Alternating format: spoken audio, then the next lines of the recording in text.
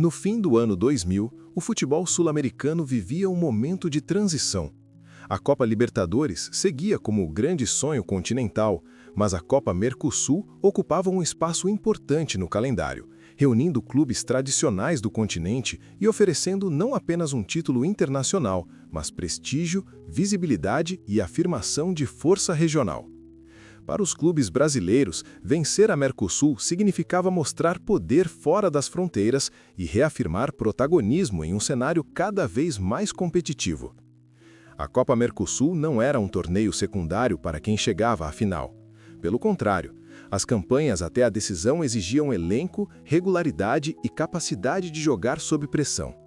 E naquele dezembro de 2000, Palmeiras e Vasco da Gama chegavam à final representando dois pesos pesados do futebol brasileiro, cada um carregando sua própria história, suas expectativas e seus fantasmas.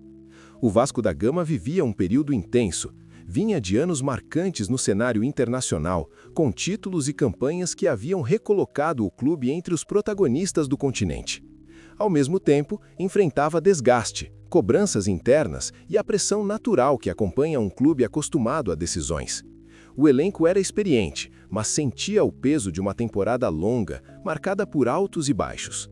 Ainda assim, havia algo que permanecia intacto: a identidade vascaína de enfrentar cenários adversos sem aceitar o papel de figurante.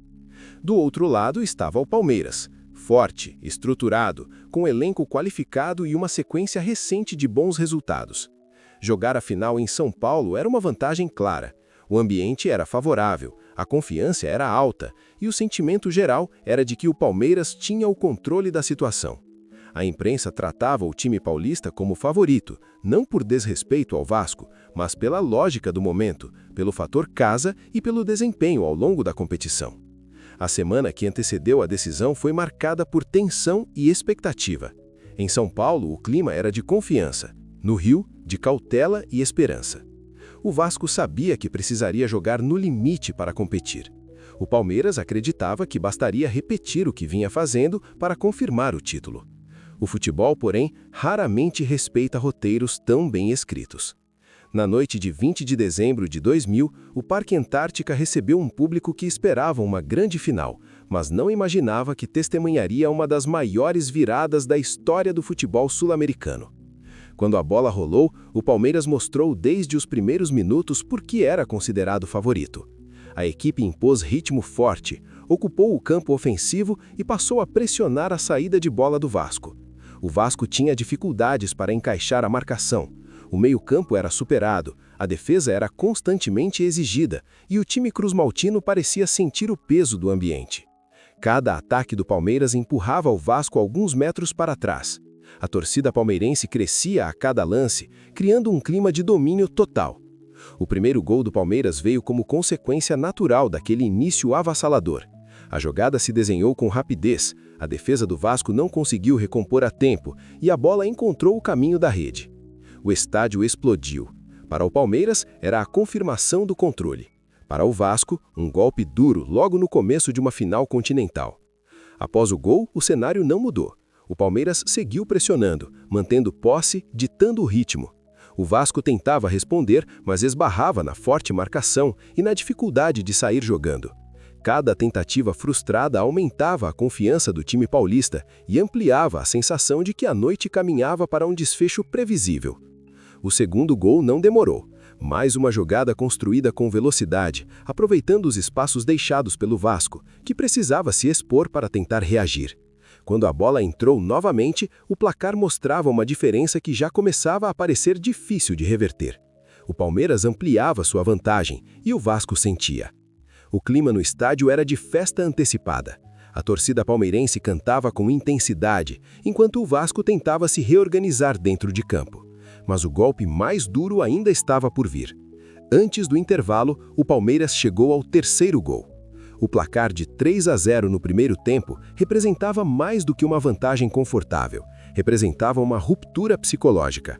Em finais, raramente se vê uma equipe conseguir reagir após um primeiro tempo tão desfavorável, ainda mais jogando fora de casa, contra um adversário confiante e empurrado por sua torcida. Quando o árbitro apitou o fim do primeiro tempo, o sentimento geral era de definição. Para a maioria dos torcedores, comentaristas e até jogadores, o título parecia encaminhado. O Palmeiras caminhava para o vestiário com a sensação de dever cumprido. O Vasco, em silêncio, levava consigo o peso de um placar que parecia insuperável. Mas o futebol não se resume ao que acontece nos primeiros 45 minutos, e o Vasco da Gama, ao longo de sua história, construiu uma relação íntima com o improvável. No vestiário não houve espetáculo, houve silêncio, reflexão e memória. Em momentos como aquele, não é a tática que fala mais alto, é a história, é a camisa, é a consciência de que representar o Vasco nunca foi apenas jogar futebol, mas enfrentar cenários em que todos já decretaram o fim. Enquanto o Palmeiras retornava para o segundo tempo com a confiança de quem acredita ter o jogo sob controle, o Vasco voltava ao gramado com algo diferente. Não era um time tranquilo, era um time ferido. E times feridos, quando se recusam a cair, se tornam perigosos. O segundo tempo estava prestes a começar, e com ele, uma das maiores reviravoltas já vistas em uma final continental. Quando o segundo tempo começou no Parque Antártica, o ambiente era de expectativa controlada. O Palmeiras retornava ao gramado com a tranquilidade de quem construiu uma vantagem larga e acreditava ter o jogo sob controle. O Vasco, por sua vez, voltava sem alarde, sem gestos expansivos, sem promessas visíveis. Mas havia algo diferente na postura do time cruzmaltino. Não era calma, era determinação. Os primeiros minutos do segundo tempo mostraram um Vasco mais agressivo, mais presente no campo ofensivo, disputando cada bola com intensidade máxima. Não se tratava apenas de organização tática, mas de atitude. O Palmeiras ainda mantinha a posse, mas já não encontrava os mesmos espaços com facilidade. O jogo começava, lentamente, a mudar de atmosfera.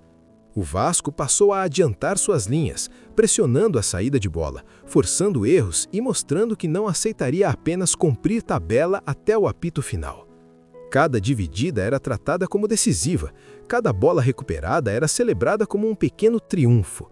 O Palmeiras, ainda confortável no placar, começou a perceber que a noite não seria tão simples quanto parecia no intervalo. Foi então que veio o primeiro gol do Vasco.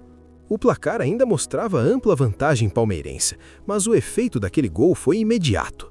O estádio, que até então vibrava em clima de festa, experimentou um breve silêncio. Não era medo, era surpresa. O Vasco estava vivo e, mais do que isso, acreditava.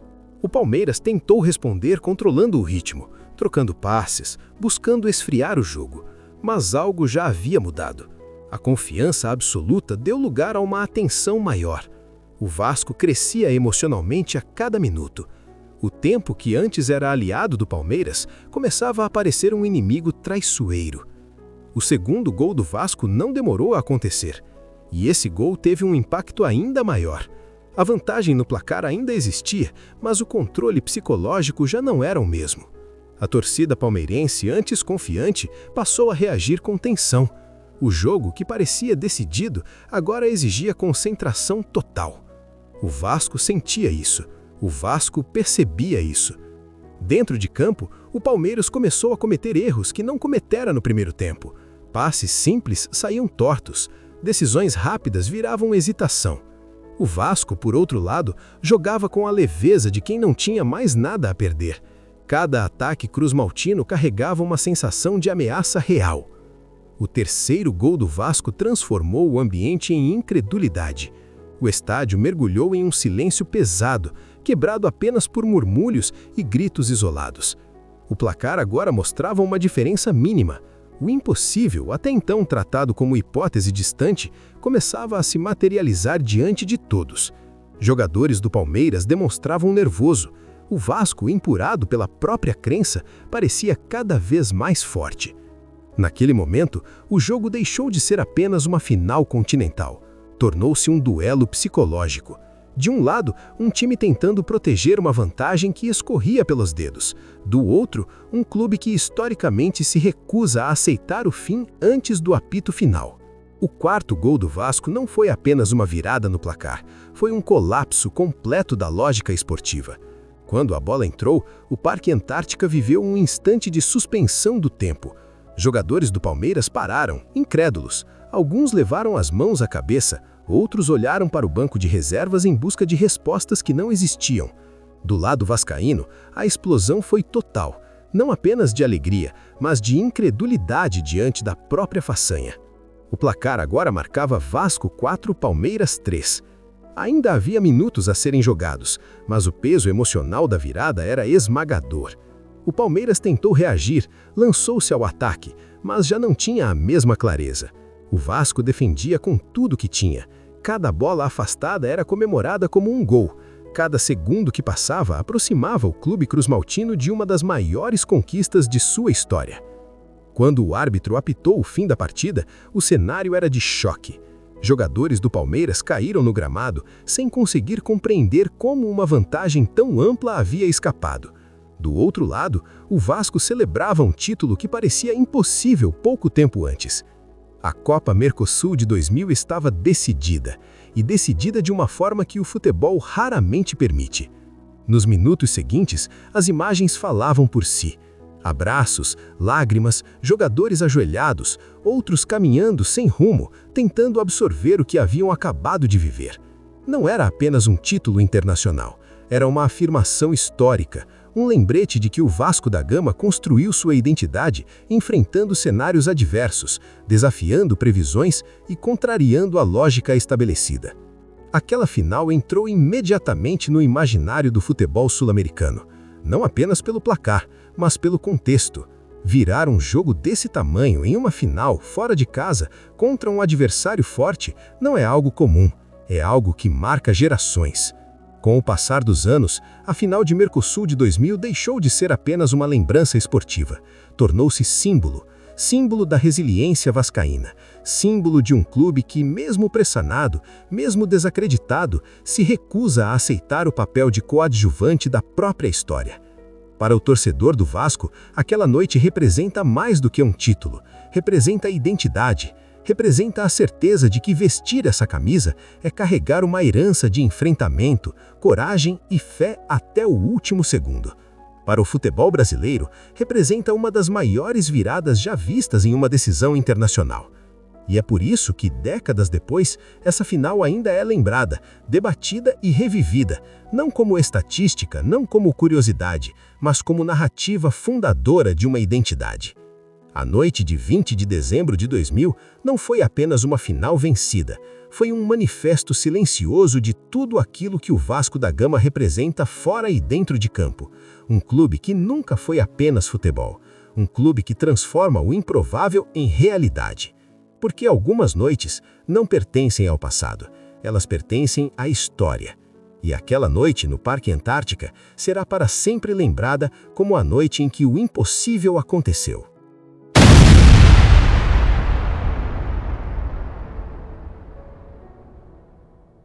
O Vasco não é apenas um clube, é história, é luta, é identidade. Se você acredita que o Vasco vai além das 4 linhas, deixe o seu like, isso fortalece o canal e mantém essa história viva. Inscreva-se, ative o sininho para não perder nenhum capítulo dessa trajetória e compartilhe esse vídeo com outros vascaínos que carregam o clube no coração. Aqui, o Vasco não acaba no apito final. Vasco, além do campo.